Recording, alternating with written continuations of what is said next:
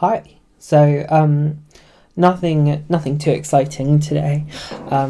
Just a little introduction kind of thing. So I'm recording this video of this post because I know that some of us don't particularly love reading text, and I totally get that. I'm an audiobook person, so I completely understand not wanting to deal with lots of text. So so on the page, we're starting off, there's a little link to the old post, which is just here. Lots of stuff in there, you can look through that if you want to, but we're looking at the new post and we're just going through the draft currently. So obviously this isn't posted yet, but I don't envision too many changes. So section 1 is what is voice training. So like I've got here, it's basically learning to change our voices, or potentially making a selection of voices, or finding a voice that works for us basically. Now there is a little thing at the bottom of this paragraph that just talks about how there's lots and lots of people that have contributed to the general understanding of voice training, so it would be remiss of us not to acknowledge that. So thank you to everybody who has moved the field in general forwards. Special thanks, I guess, to Ziana, because she's probably done the most to codify it in one nice chunk, in a way that has been picked up by the most people, at least most successfully picked up by the most people.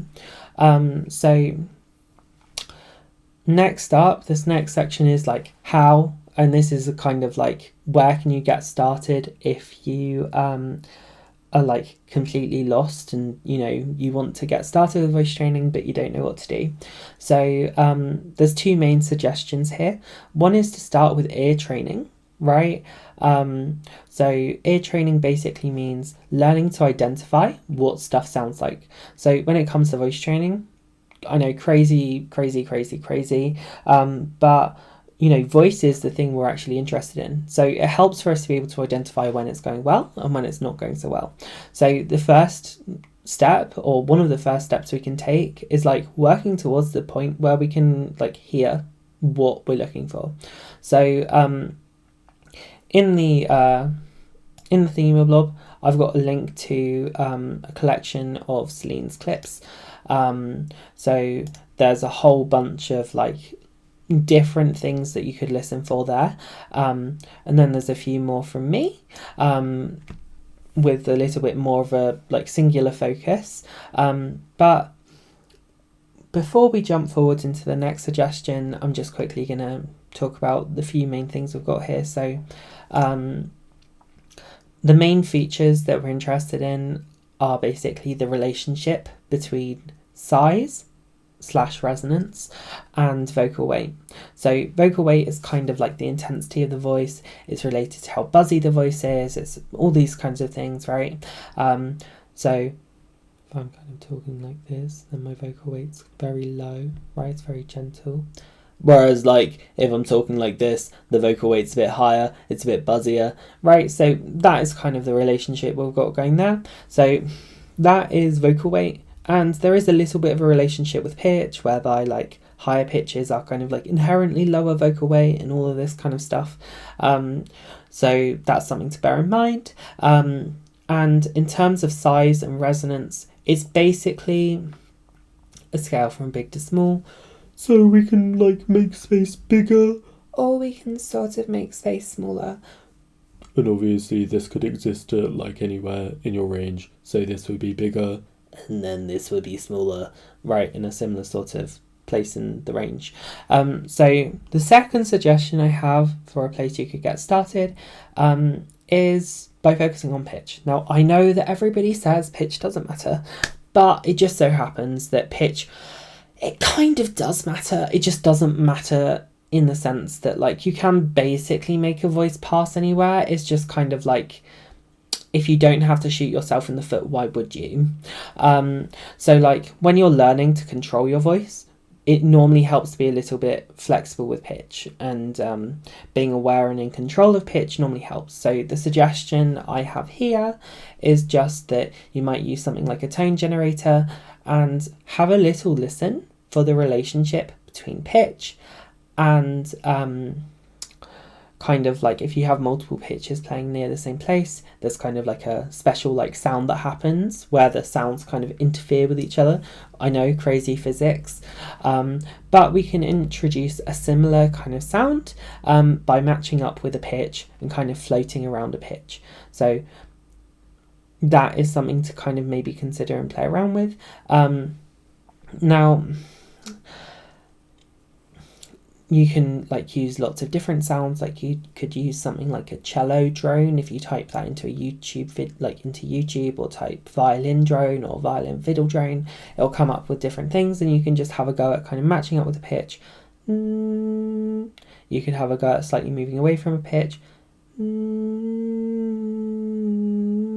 And just kind of moving around and getting a feel for what it's like to be around a pitch, right? So that's how you could have a go with that. You could have a go at moving from holding onto a pitch into then talking with keeping pitch very stable, right? And, you know, with any stuff in voice training, it's worth remembering, we don't want it to hurt. So, like, if your voice feels like it's in the blender, like, you know, you don't have to, like, start with that. If you have lots of issues with like sound production, like your voice like feels like really rough, or you know you can't get the sounds out you want, then a good place to start might be some softies or some vocal warm-up type stuff. Now, if you jump back into this older version, it goes into a little bit more detail there. Last time we had like a whole section on vocal warm-ups and vocal health and all that kind of stuff, but it's one of those things that not everybody needs, so I didn't want to include it in this particular post, but it is in this old one, so you can jump back to that if you want to have a look at that. So let's jump on to the next little bit. So the next little bit is a link to more resources. So all of these links talk about stuff, right? So this first link, transvoice.party, just takes you to basically a kind of similar page to this one actually, just not on Reddit, made by somebody else, and it's got a link to a lot of different resources. Some of them overlap with the ones I've got here, some of them don't. So the next one is a wiki put together by Sumi. Lots of cool stuff there. Obviously it's got roots in information from other people, but you know, the next clip we've got, next link we've got, sorry, is a little bit of like advice on getting started from me. I think I made that at some point in 2022, so like it's not maybe totally up to date, but it's like up to date enough, you know.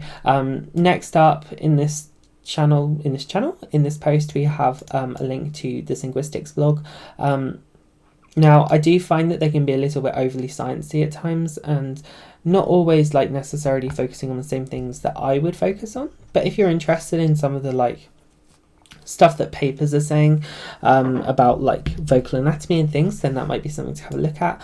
It's definitely not like every single thing ever, but it does talk about some cool stuff. And then the next post is some advice on getting started with mimicry, which is something I would really recommend, especially later on in your kind of voice training journey. And I know that sounds a bit cringe maybe to say it like that, but like, you know, when you're first getting started, mimicry can be a bit scary, but as you get more developed in the skills, then mimicry starts to become a very attractive proposition for improving your vocal skills.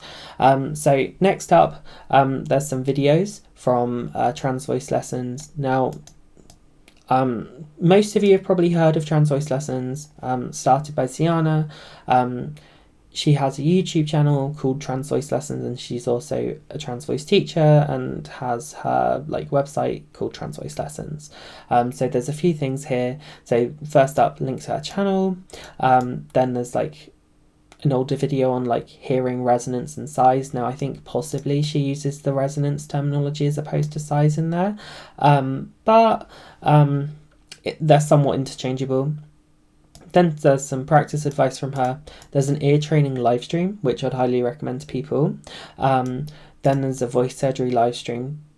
It's not a live stream of voice surgery, but it is her discussing with a voice surgeon stuff about voice. Now, if surgery is something you're interested in, then maybe that'd be worth checking out. I will say that for most people, surgery is not usually the correct choice, at least not if it's something they're going into without having done the research about. So the people that I'd normally suggest go for voice surgery are people who have been stuck for a while in voice training and not making much progress. And then we've got some common myths about voice training in a video from Vivian, who is also part of Trans Voice Lessons, though came along later, right?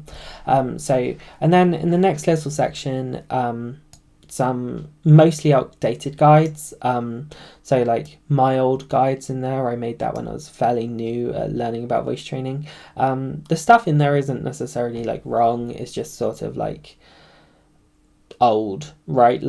The way that we tend to think about voice training has changed over time. Same with Elle's guide. The things in there aren't necessarily wrong per se. I would say that you don't want to do stuff like swallow and hold or focus on the feeling of swallowing and stuff like that, which she does encourage for a moment in there.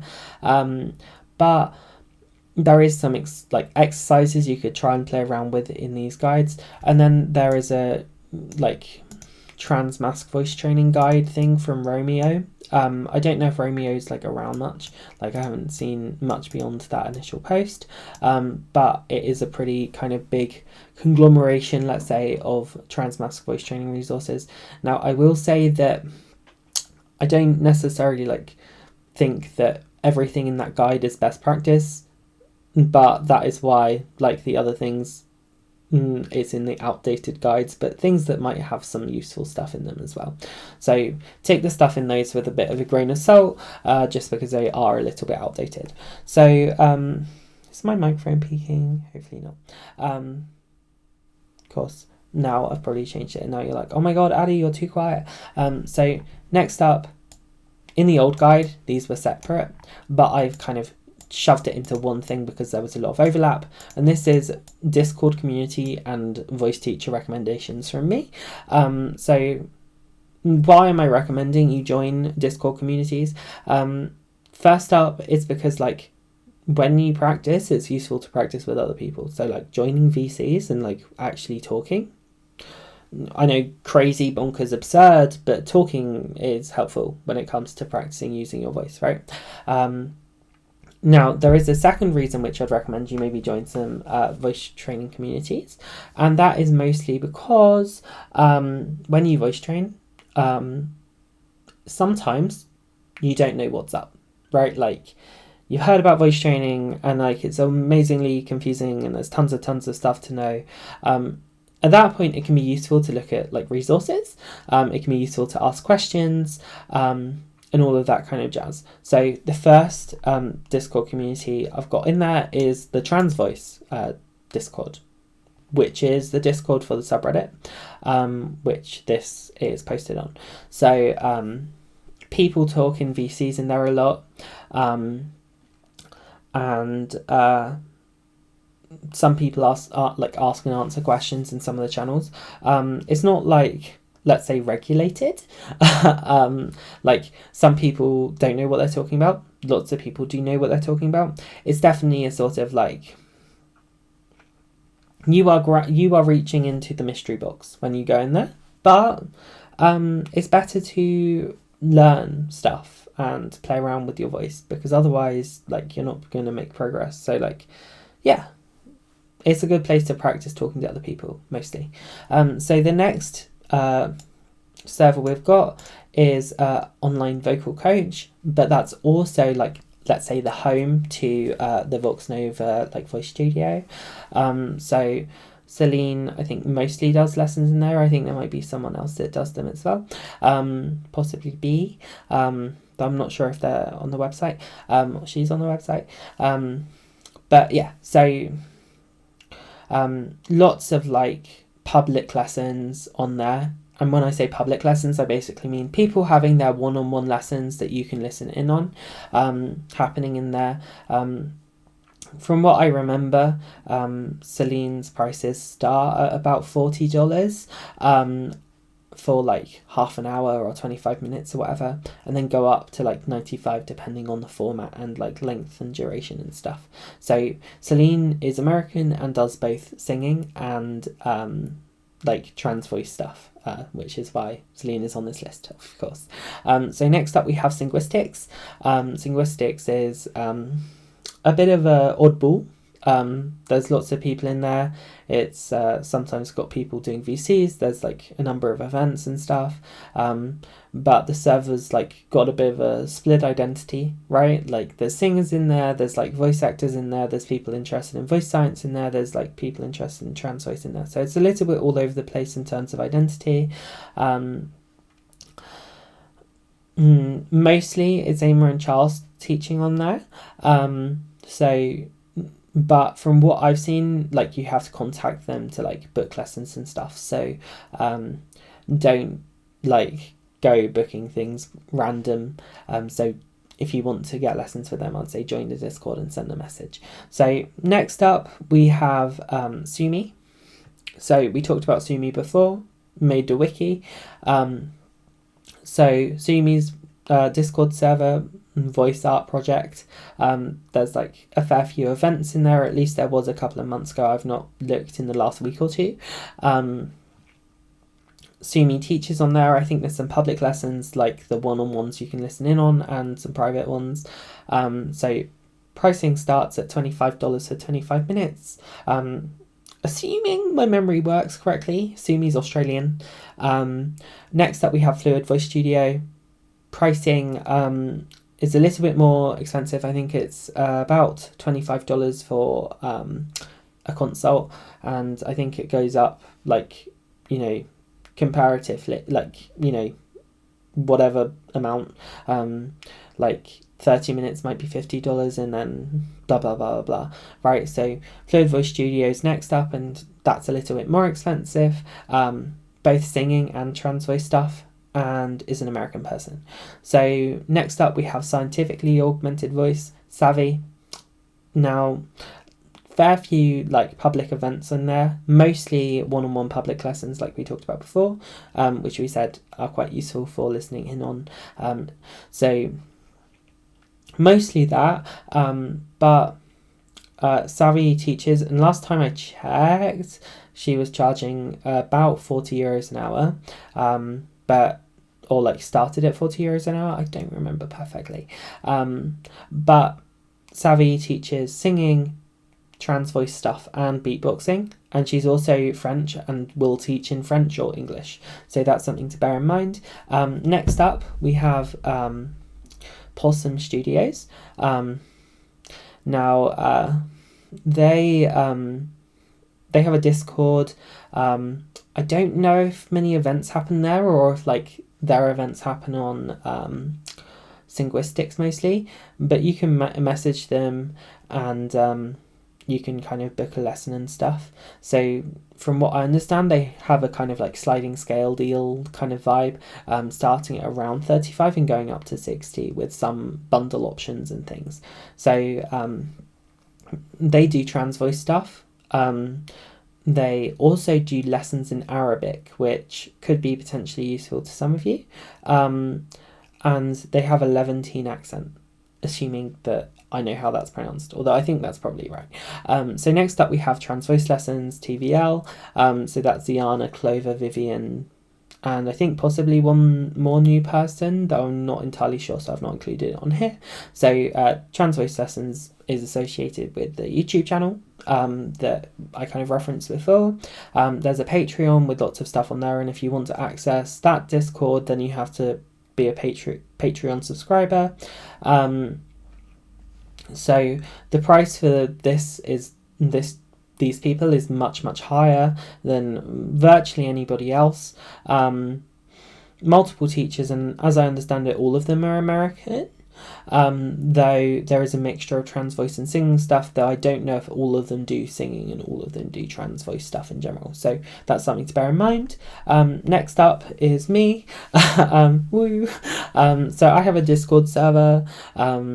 There's like some events that happen on there, some public lessons, and there's like an archive of past like lesson recordings and stuff. Of course, those are only the ones people felt comfortable sharing, so not every single lesson has a lesson recording associated with it, but there are a fair few in there if you want to look back on some lessons and stuff. So I also have a little thingy-mabobby for like sponsored lessons, so like people sometimes gift a lesson to like to a pot basically, and if you want a lesson but you can't afford a lesson, then you can put yourself up on the form and we vet you ever so slightly, and then you can get a lesson. All of those are public though, and all of those are recorded, so that's something you need to be aware of if you do want to go for one of those. And in case it wasn't obvious, I'm British, so yep, and I do trans voicey stuff but no singing stuff. So next up, and really the final section and the longest section, I don't know, it's on the longer side, is common myths, misunderstandings and things to know. So first up, the first section we have is on falsetto. So falsetto, so this would be falsetto, right? Like I think my microphone peaked a little bit there, but hopefully it wasn't too bad. So that would be falsetto, right? So it's like high up in your voice. It's past like, people associate it being like airy, really rough, unstable, weak, high in general. So there's lots and lots of ways people use the term falsetto, and here's the things we want to bear in mind. So first up, generally speaking, we don't want to speak in a voice that sounds like it's in falsetto all of the time. But for like things like intonation, right, there are moments when jumping into falsetto is perfectly normal, acceptable, and kind of expected. So we don't need to be like, oh my god, falsetto is the doom incarnate, right? So here's what I would say, like, don't be afraid to pop into falsetto, and don't be afraid to explore it. Like, it can be useful for finding some configurations that we might actually want to use for speech. But if you feel like your voice constantly sounds like it's in falsetto, then maybe you want to kind of explore like why that might be happening. So a lot of the time when we think a voice is sounding like it's in falsetto, it's because something to do with the like resonance vocal weight mix isn't quite where we want it. So next up, our next thing to think about is like passing, right? And sort of acknowledging that passing is a valid goal, but like if we think about it, like if somebody learned to dance, right, and we're going to come back to the dancing metaphor again later, but like if somebody learned to dance, like if they weren't perfect straight away, like you wouldn't be like, oh no, you can't dance ever, right? Or like, yeah, like that wasn't good dancing, like you should stop. Like no, we need to be okay with like producing sounds that don't get where we want them to straight away, because otherwise we're just kind of handicapping ourselves. We're making it much more difficult for ourselves. So if you are doing voice practice, then like allow yourself to make ugly sounds, allow yourself to make sounds that don't pass, allow yourself to make silly sounds that like you think like there's no way I would speak like that, but like sometimes it's useful to go for silly sounds because they help us like know what to avoid, and they can also help us find sounds that we would otherwise not that we might find useful. So next up, swallow and hold. So I'm sure people are familiar with this exercise, or if you're not familiar with this exercise, congratulations for dodging the bullet. So swallow and hold's basically an old exercise where people would basically say, like, pretend you're swallowing and like try and hold that posture in your throat when you talk. Lots of problems with it for a multitude of reasons, mostly that it like misses like 90% of the things we want to focus on. Secondarily, that it can really mess us up. Like it can be much easier to like do the wrong thing, like over tense some muscles and cause issues. So that's why we'd want to avoid it. And this kind of extends over to being like super physically focused in general, like focusing on like tensing a muscle or raising the larynx or like blah blah blah blah, because it's easy to pick up on the wrong thing.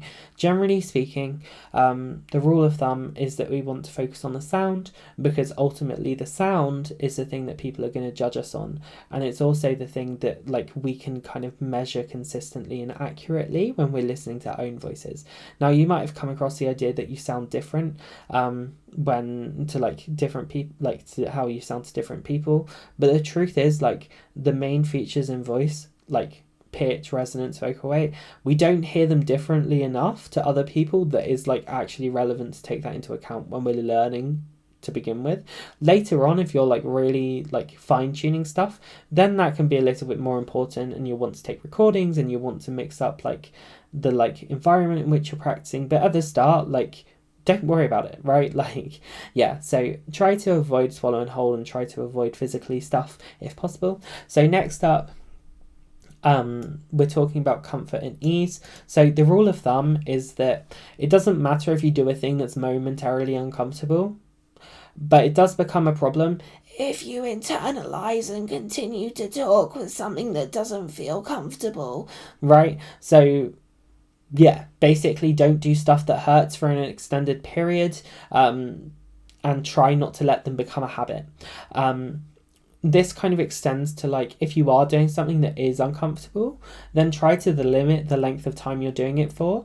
So like, if you want to play around with whispers, which we know aren't super great for the voice if they happen a lot, then keep the time that you're playing with something like a whisper to a short duration, so it's not going to cause any harm.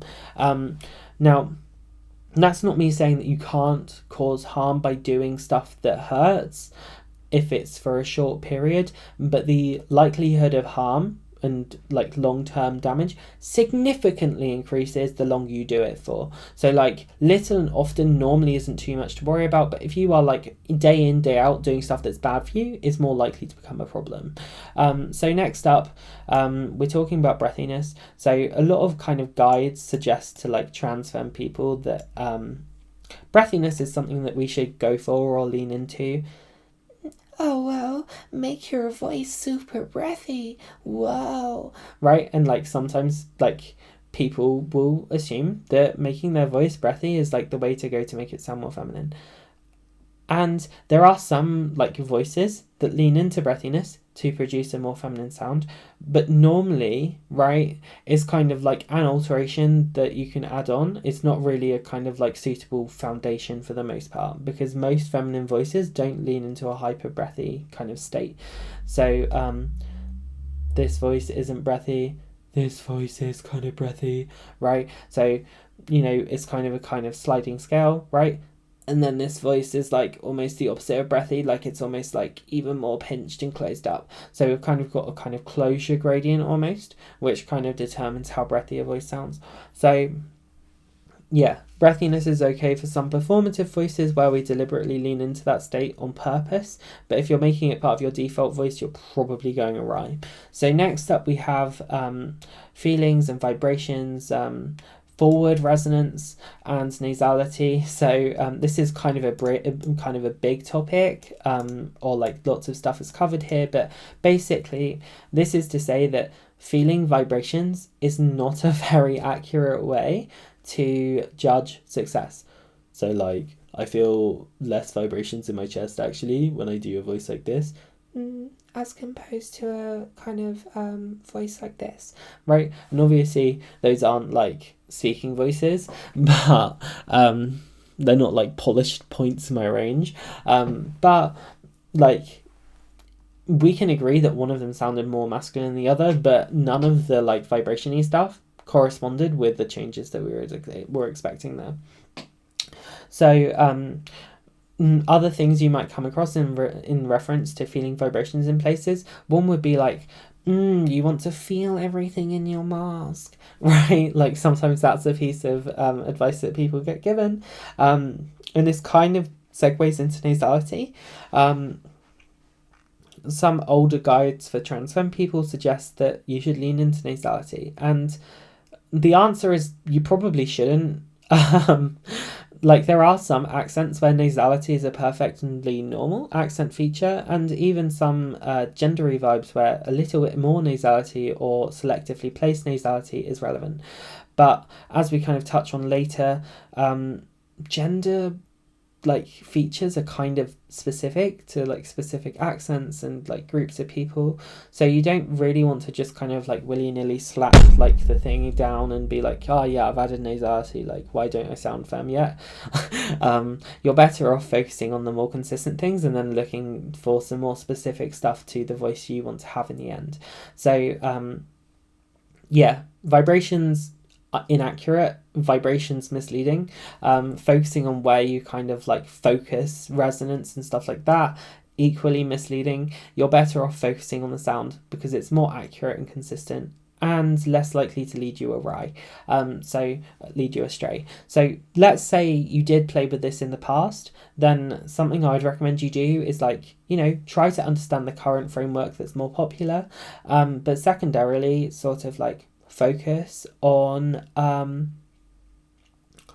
the sound and just double check that you've not accidentally leaned into some nasality. One banana. So like this would be like a super like nasal voice, right? You can kind of hear that there's a bunch of nasality in it. Versus if I sort of remove that, then obviously there are some sounds where like nasality comes in, right? Like N sounds and M sounds and NG sounds. But I would argue that like having a bunch of nasality just kind of like thrown in doesn't necessarily make a voice sound better. So yeah, let's move on. So next up, we have resonance / size. So this is the more common kind of use and understanding these days and how we talk about it. So resonance and size, they are basically used interchangeably. That being said, like resonance is a wider concept in physics, and in terms of acoustics, we can kind of just think of it as far as we need to know in terms of like when you have a space, whether that's like your throat or like, you know, if I had a cup, it would sound different if there was like different levels of water in there, right?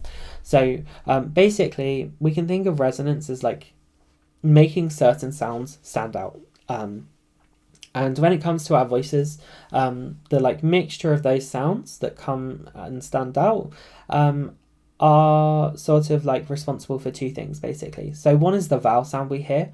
So like if I change the shape of my throat and mouth,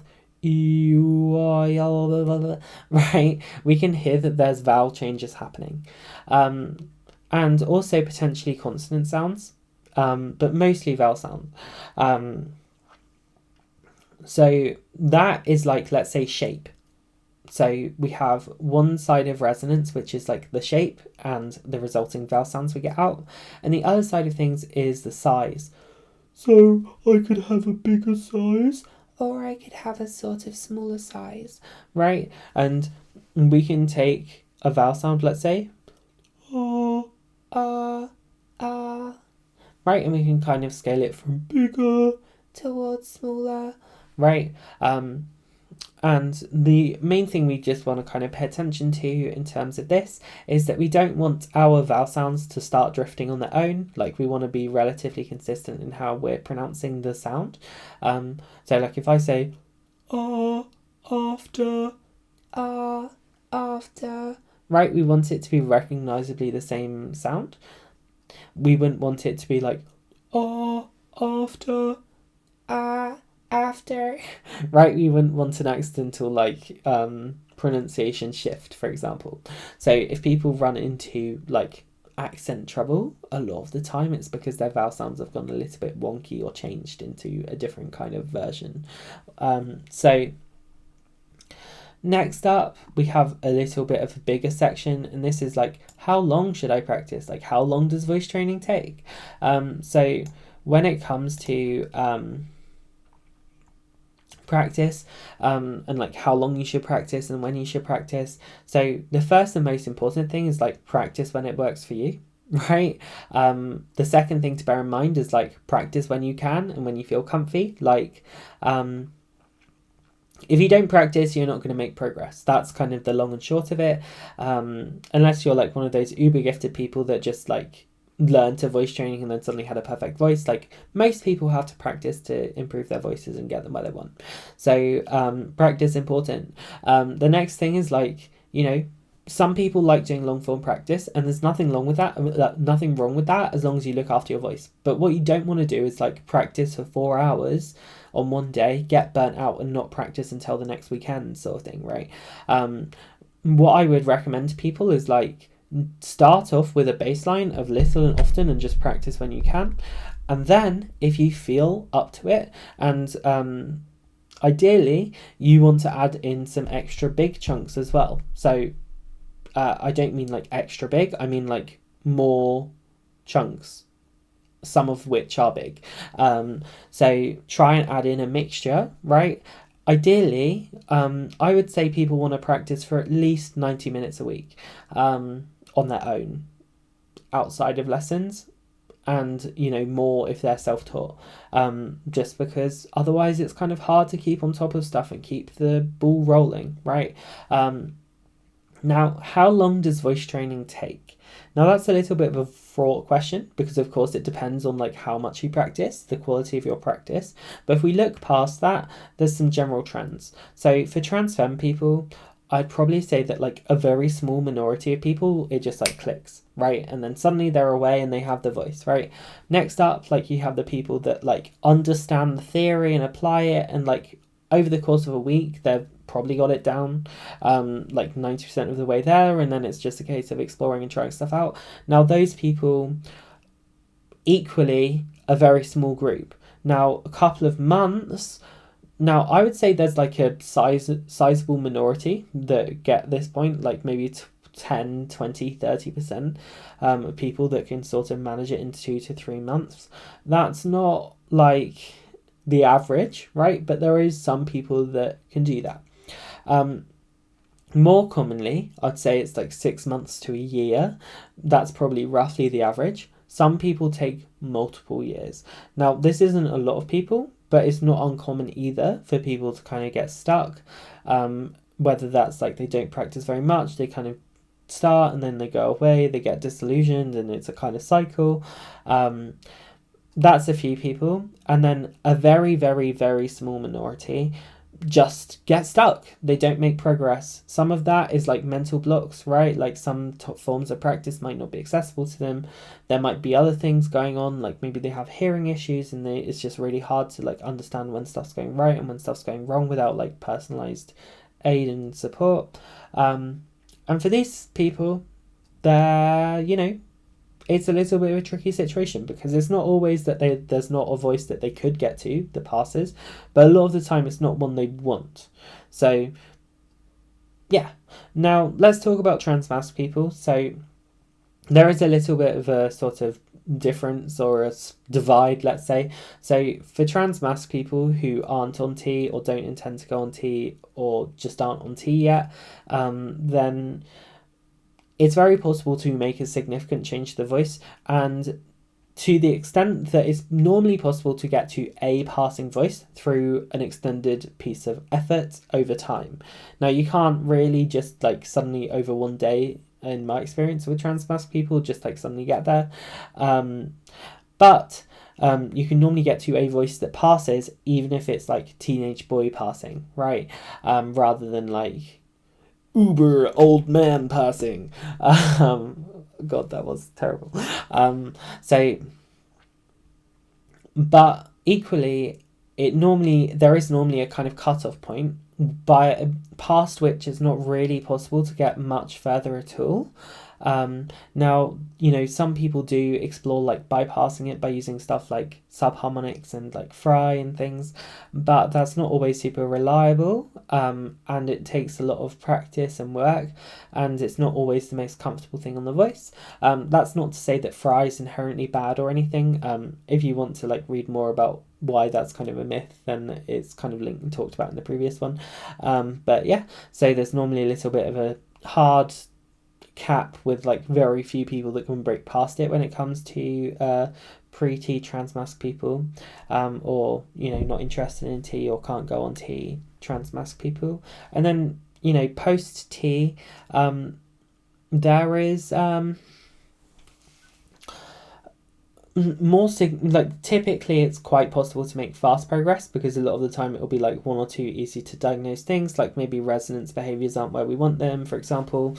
So I would say like a few weeks fixing things up to where they want them is quite common, and then less common would be a few months or years. And normally that's because the know-how isn't there, but sometimes that's because like it's really hard to get habits to stick in things. So next up, the next section is, how does hearing gender actually work? So I'm going to recommend you do like go to the page at this point and listen to the examples given in this paragraph. But we have let's talk about how does hearing gender actually work. So we talked about one side of things a lot, so that would be the like sex, presentation, and voice. So that would be like vocal weight, resonance, size, pitch, all of those kinds of things. Those things basically indicate what is going on in the throat, what is going on in the mouth, what is going on in the larynx, right? So these sounds have kind of associated like norms with them. So like most voices that are exposed to T exist in a certain pitch range. They exist in a certain like size/resonance range. Now, some of this stuff, right, it is a bit of a learnt behavior, but it's also sort of very dependent on the physiology kind of underlying it, right? So those things are sort of indicative of like the vocal sex and like the sound changes associated with the impact of hormones. So next up, we have the sort of like gendery stuff.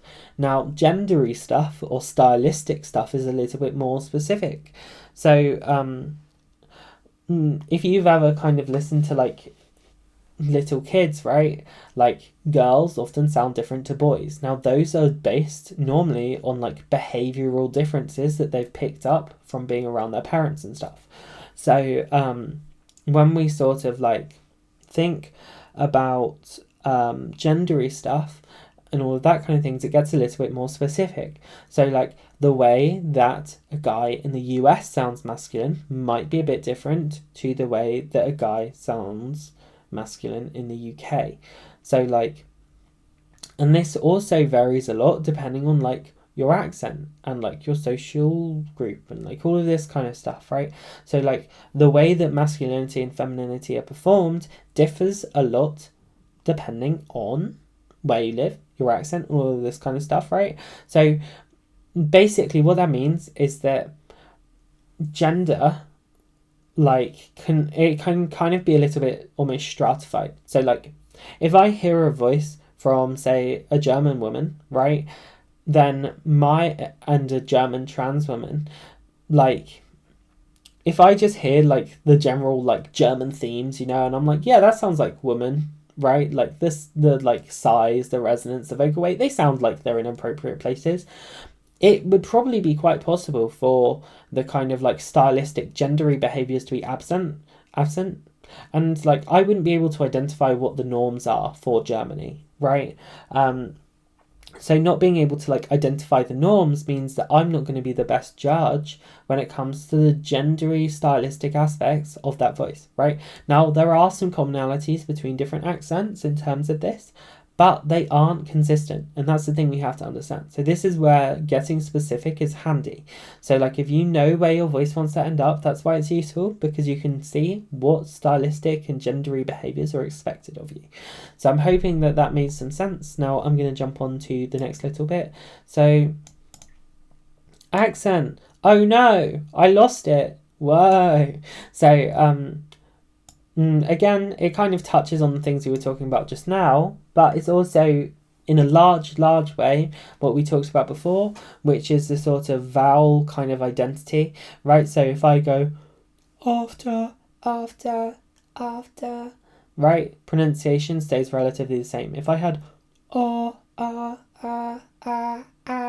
after, right, then something's kind of gone wrong. Or like the other example I like to use, like the word ought, I would say or, whereas an American person might say I, art, right? I don't know how many American people, but like perceivably, perceptually, potentially.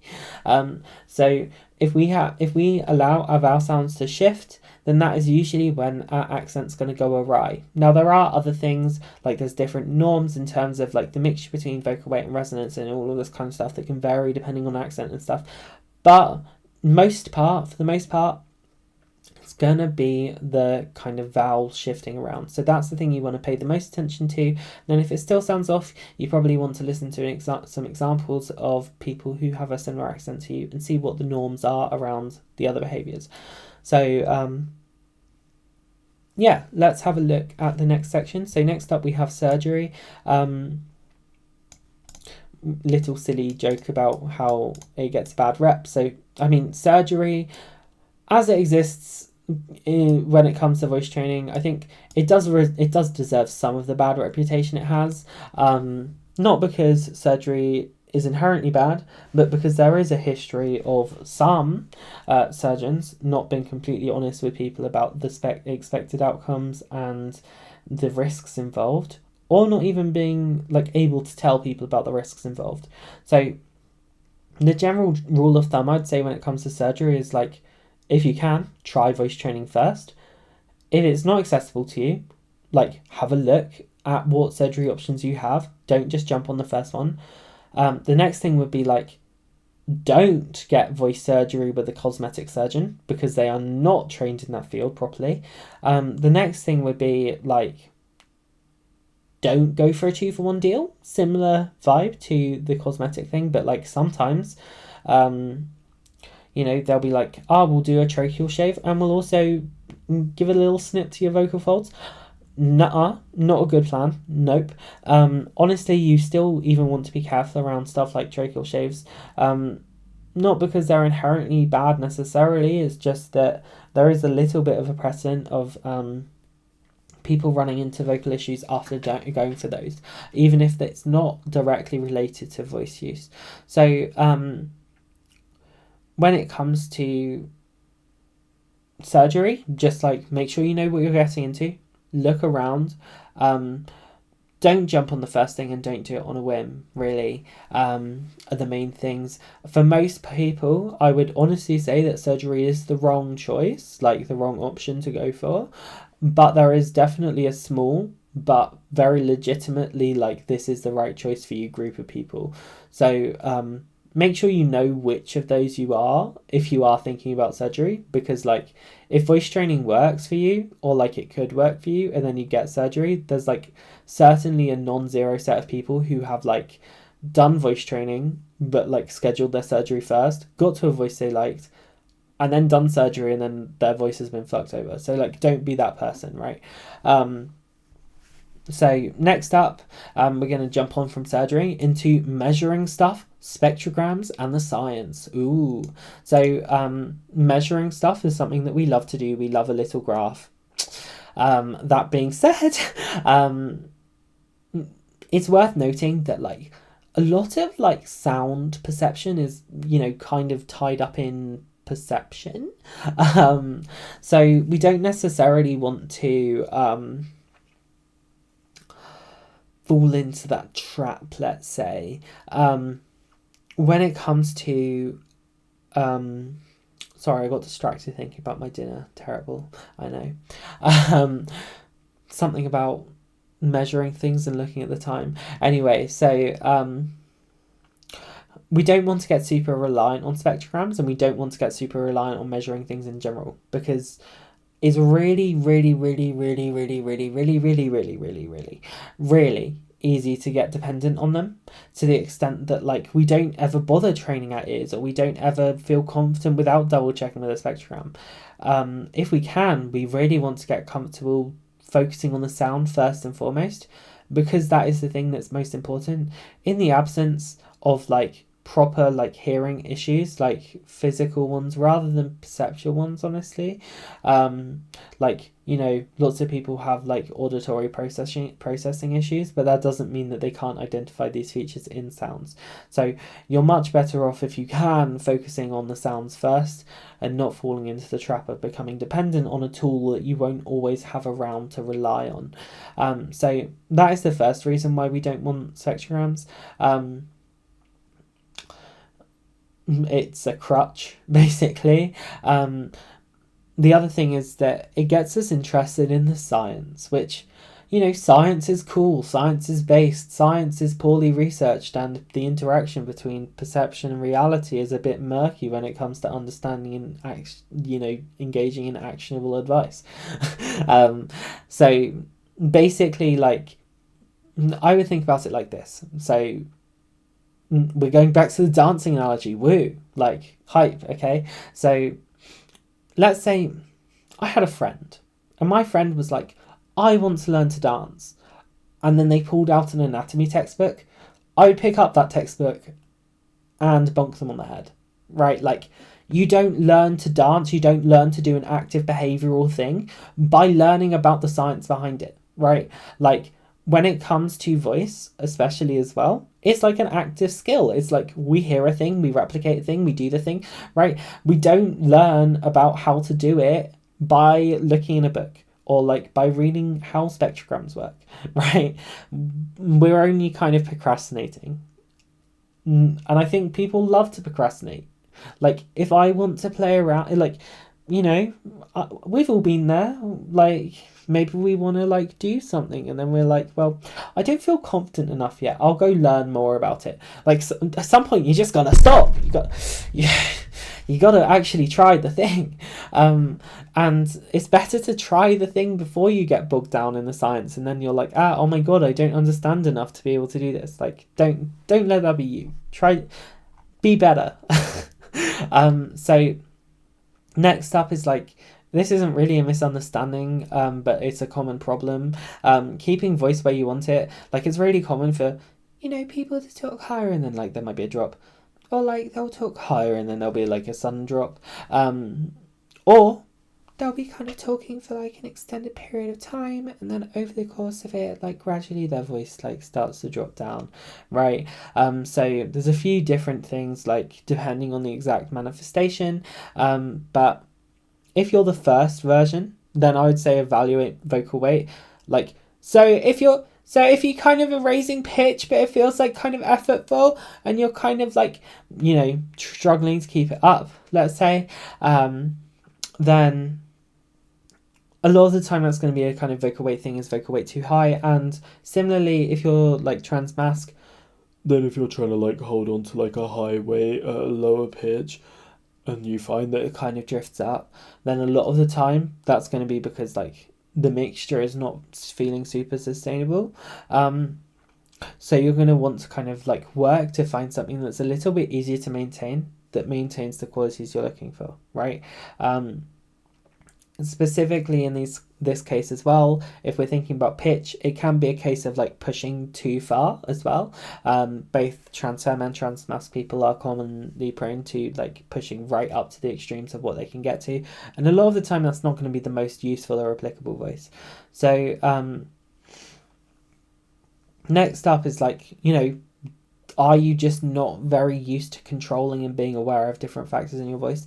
So now this isn't the right advice for everyone, but I normally suggest that people pursue a little bit of a goal of like pseudo isolation between elements in their voices.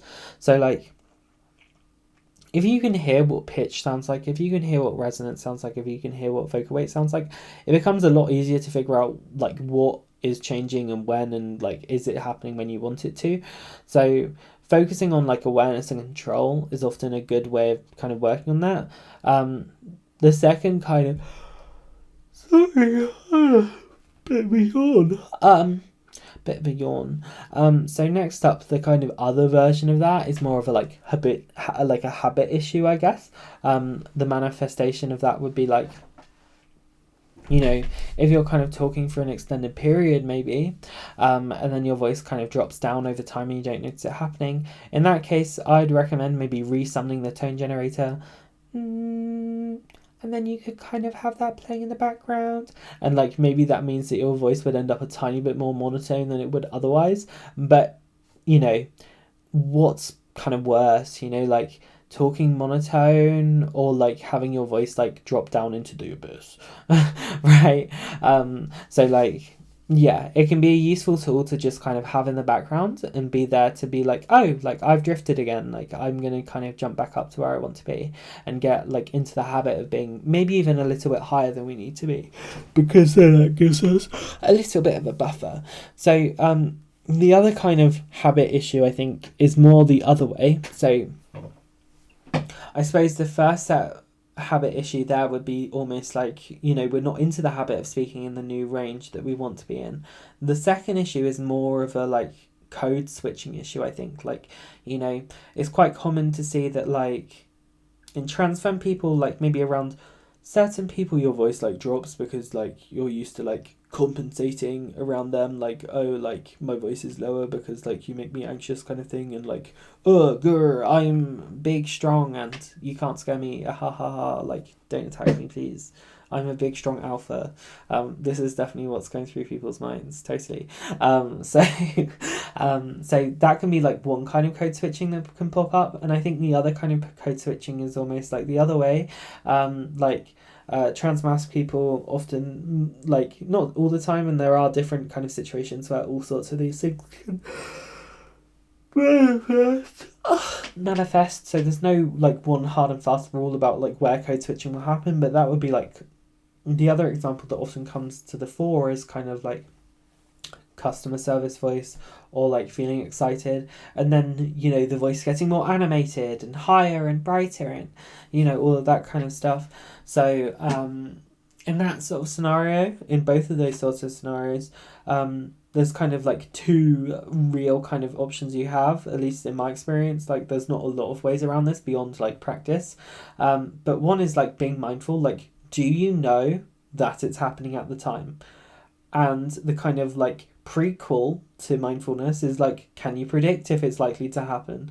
Like if you're going to work later and you know that you fall into customer service voice, are you aware that like that is something you do? Like, can you prepare yourself to be like, okay, like customer service voice just happened, now I'm gonna fix it, right?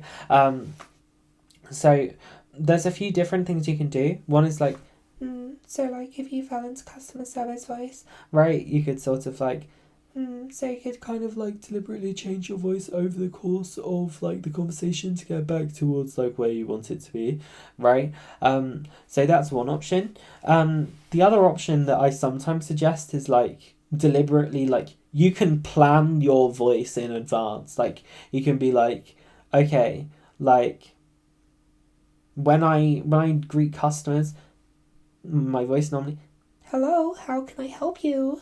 Sorry, that was terrible.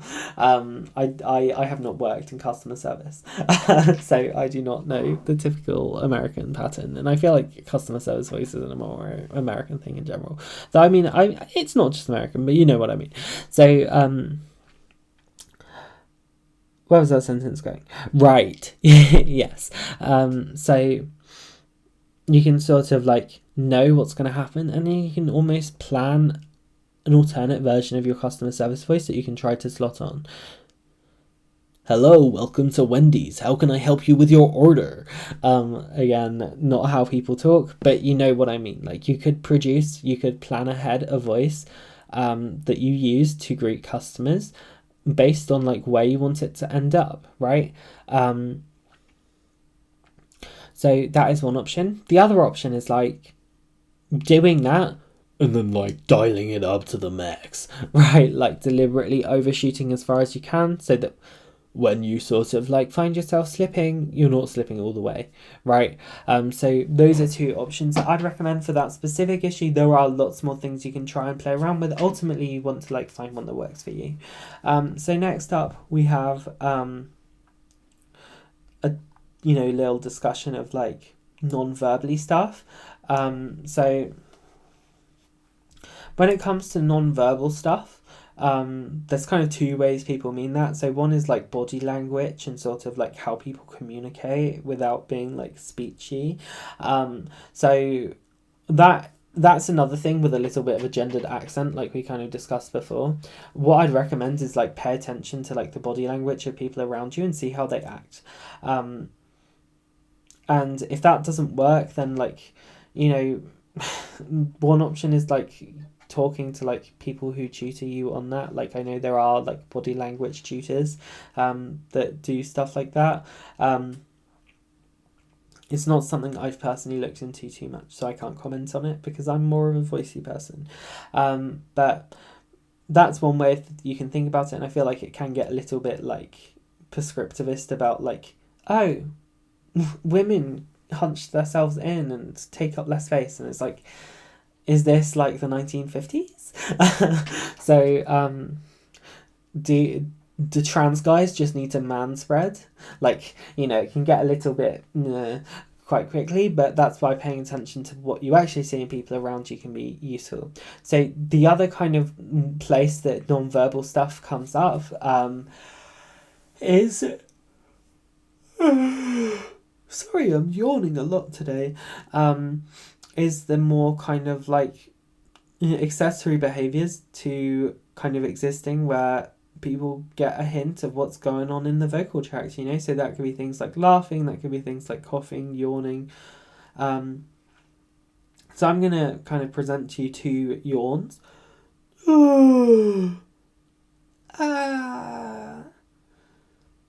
Right? One of those sounds more masculine than the other, and one of them sounded more polished than the other. Oops. So I haven't personally given a lot of attention to my own non-verbal behaviours because personally I don't tend to experience dysphoria around them. In fact, I tend to feel more dysphoria when I try to like stick my stuff in a box, stick my voice into one particular mode. Like if I was to talk like this for a while, that would definitely make me dysphoric. Why am I going into this? Back to the normal verbal things. So basically things like laughing, coughing, sneezing, yawning, blah blah blah blah. There's two like main things you can do here. So one is like deliberately seek out situations where those behaviors are likely to come up.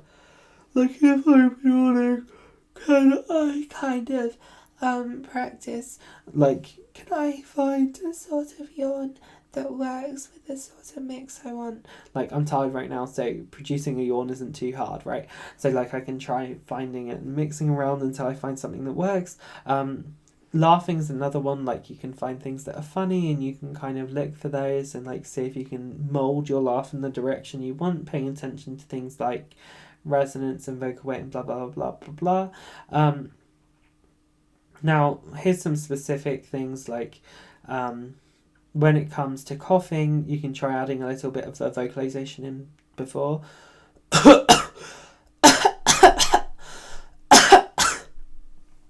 Right, you can pay attention to like right, like the resonance behaviors as well. For sneezing,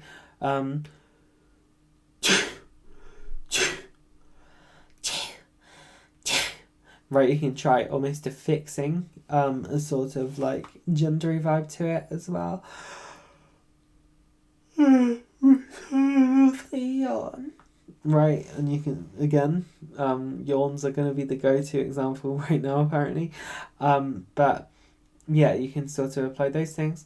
Now, down to the last thing, I guess, and that would be like how to practice in tricky situations.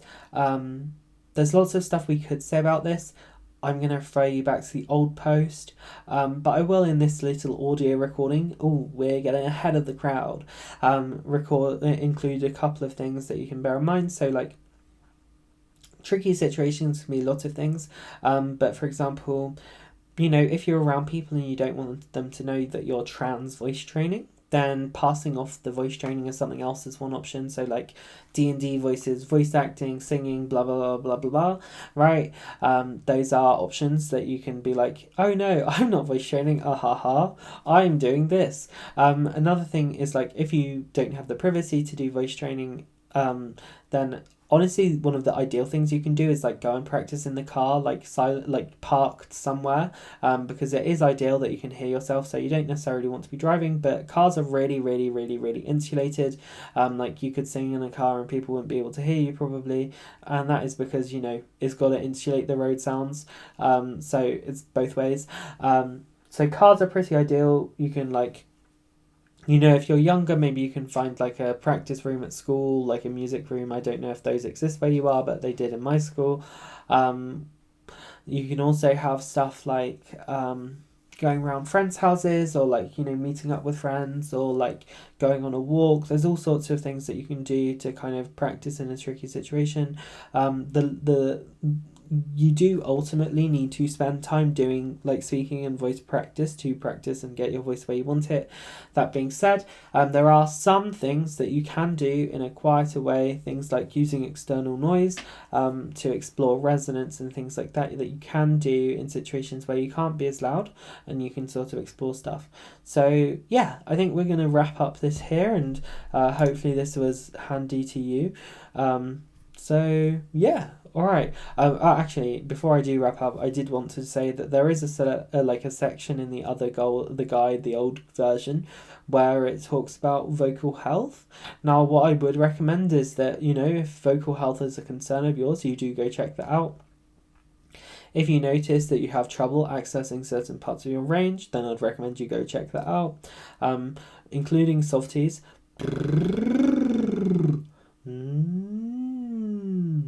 Into your daily routine can be pretty good for your voice, and especially if you're like especially interested, especially like on the ball with voice training, doing it a lot, then it can be good to make sure your voice is in working order. Anyway, that will be the rest of this video, so the rest of this read through, I guess. So yeah, all right, thank you for checking in. Buy my lesson, what? No, yeah, I hope that this was helpful, so I will stop the recording here. And there is another one of these for the old guide as well, so the if you're feeling like you love my voice or something, then you can go and listen to that, where there is some more of my voice. The reason I bring that up is because I kind of talked about ever so slightly different things in the old version of this recording, so that could be worth looking at if you're interested. So I will stop the recording here, and thanks for listening, and yeah, I hope voice training goes good. All right.